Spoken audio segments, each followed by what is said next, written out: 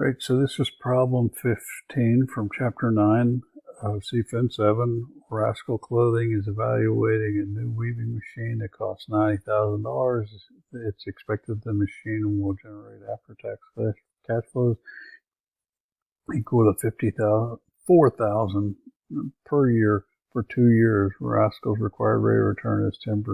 Compute the project's internal rate of return, or IRR, modified internal rate of return, and then decide whether the project should be purchased.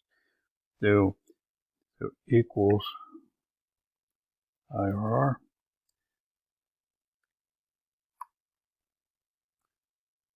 So the IRR is 13.07%. So if you're basing your decision on the IRR, you would accept the project because 13.07 is greater than 10%.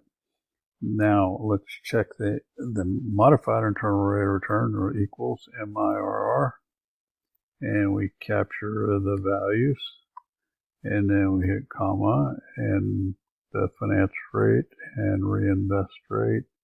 Again, they're always going to be the same. Won't be different, but 12.25%.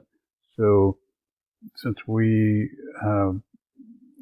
comfortable, if we're comfortable that we can reinvest at a 10% rate, the modified internal rate of return of that project is 12.25%.